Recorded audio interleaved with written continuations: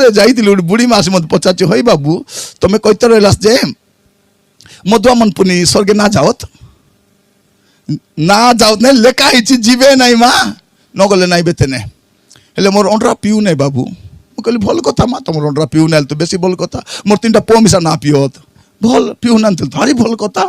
ମୋର 2ଟା ଜୁଆଇ ମିଶା ପିଉ ନାହାନ୍ତି ବାବୁ ଭଲ ହେଲା କିସ ହେଲା ଆମେ ବିକଲୁନି ଆମେ কোটি ଯିବୁ এবা